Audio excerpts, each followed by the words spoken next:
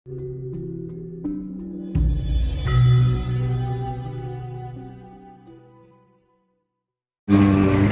pribadi sih sebenarnya.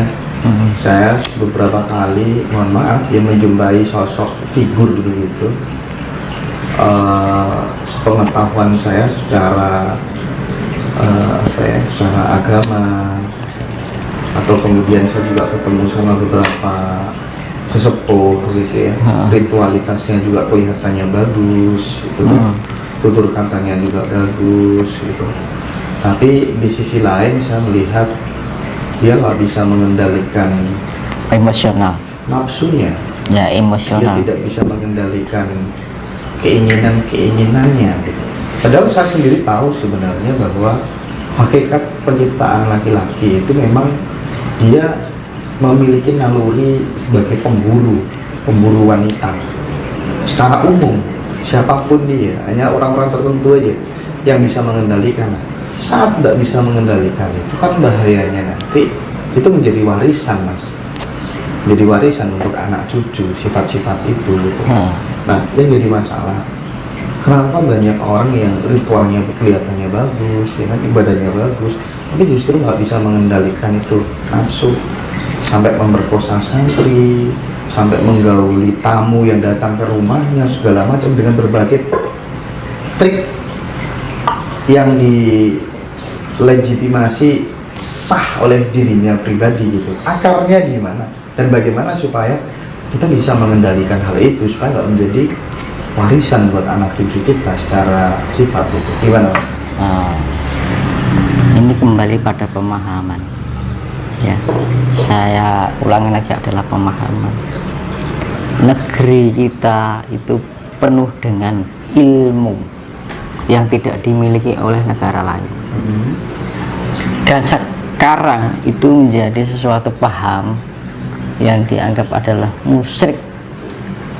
Mohon maaf kalau saya bilang begitu. Itu berkaitan dengan adalah penciptaan.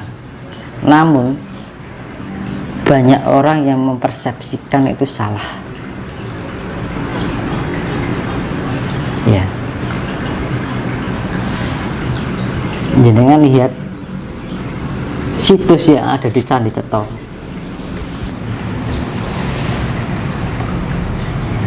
Saya membuat apa itu di poin? Iya. Lingga dan Yoni. Itu adalah unsur penciptaan. Banyak juga itu komentar-komentar yang Namun menanyakan. Ketika orang tidak bisa memahami dengan pemahaman yang penuh, itu dianggap sesuatu yang sifatnya Iya, jorok gitu ya, Mas ya. Orangnya nggak paham maksudnya. ya, itu unsur adalah cipta, rasa, dan karsa. Manakala karsa itu diarahkan hal yang sifatnya hanya untuk mengumbar, nonsen, tidak akan menjadi jalan yang terbaik. Namun jenengan tahu raja-raja dahulu pernah punya raja satu, pernah punya istri satu? Enggak. Dia punya Siliwangi, Brawijaya. Istrinya berapa? Nggak paham ya. Namun bisa mengsa nggak? Bisa. Nah, Iya, kenapa kok begitu? itu adalah namanya Tantrayana. Itu adalah ilmu yang telah selama ini dihapus karena dianggap sat. Kalau di luar negeri ya namanya Cleopatra. Tahu? Pernah baca? Mungkin di situs-situs tentang Cleopatra. Itu adalah proses penciptaan manusia.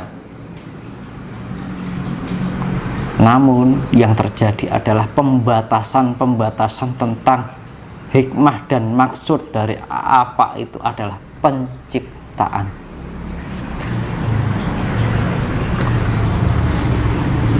Lampu tidak akan bisa menyala jika tidak ada pertemuan antara plus dan minus. Bisa nggak? Nggak. Arus plus dan minus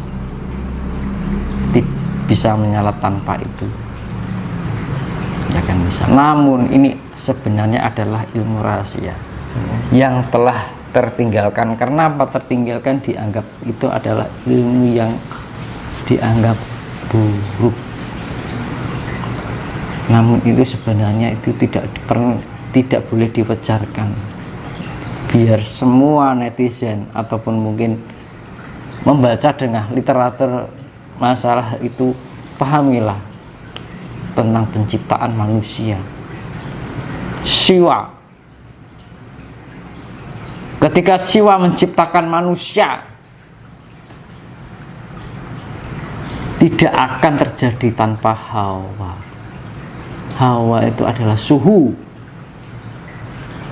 Ketika bumi mengeluarkan lava, yang keluar itu akan tersentuh dengan suhu.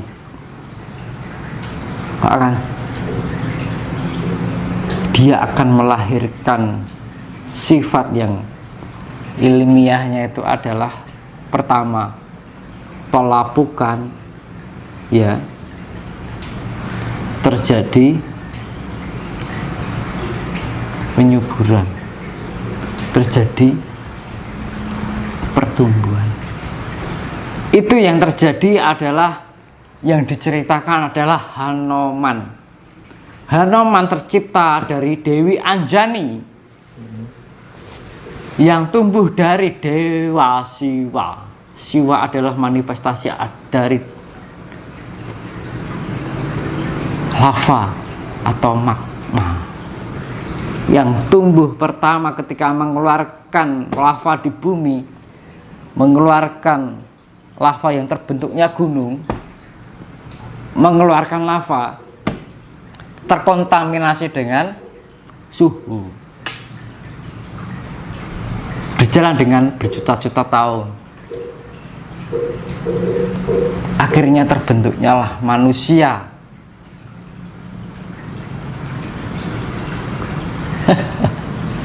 Kan gitu. Itu sebenarnya gimana itu?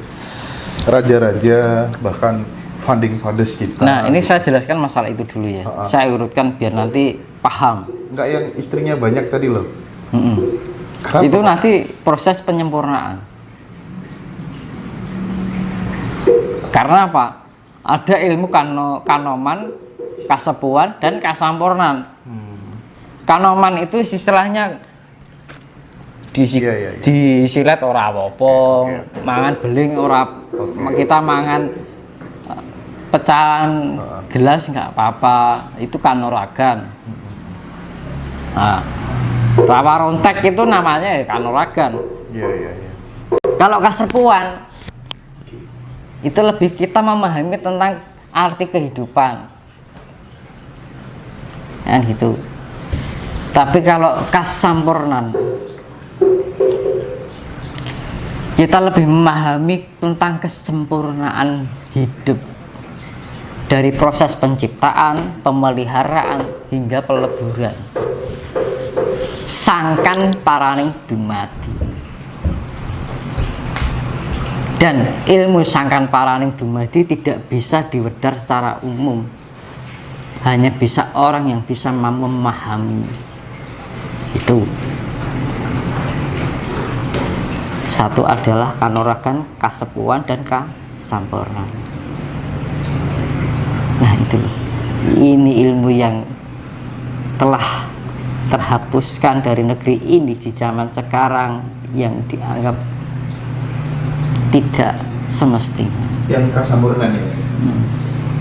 Makanya orang sekarang nggak bisa mencapai kesempurnaan. Yang ada adalah reinkarnasi, mencari kesempurnaan lagi, tumbuh DNA, menyatukan DNA lagi, sampai menemukan titik kesempurnaan yang sejati.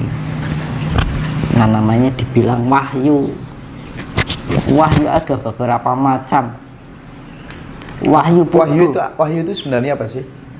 Wahyu itu adalah penerimaan atas pemberian Tuhan yang masuk di dalam diri kita.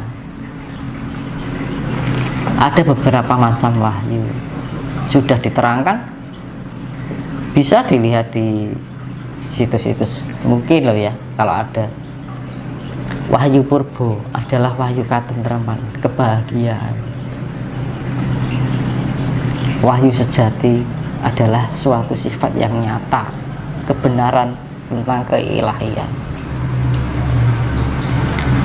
Wahyu murti, bahwa segala sesuatunya itu adalah satu yang terpisah-pisah namun akan kembali menjadi satu kembali, penyatuan. Wahyu linuwih itu ibaratnya Kresna dengan Arjuna kalau di dalam pewayangan. Ibarat Kresna itu adalah sumbernya, Arjuna itu adalah pancarannya. Ibarat matahari itu adalah Krisnanya, pancarannya itu adalah Arjunanya. Ya. Ibarat mata air itu Krisnanya, pancurannya itu adalah Arjuna. Makanya di dalam pewayangan Arjuna dengan Krishna itu selalu berdampingan. Nanti saya jelaskan masalah ini. Iya. Terus setelah wahyu linuwih, wahyu wisiso, waseso, itu adalah segala yang ada di dalam jagat raya ini ada yang menguasai, yaitu adalah Sang Hyang Jagat Langgeng. Tan kena kinaya ngapa sejatine ora ana apa ning sing ana dudu. Tidak bisa diapa-apakan, namun tumbuh dengan suatu keajaiban yang pernah saya bilang tentang kematerialan, yaitu adalah namanya Higgs boson. Higgs boson itu timbul suatu keajaiban yang tiba-tiba ada. Mulai diarani di dalam Hono Coroko, ho no ho ki suwung ora ono, no ki ono, anane ono saka ora ono, adanya ada dari tidak ada. Coroko, saya ulas kembali ya, biar jelas.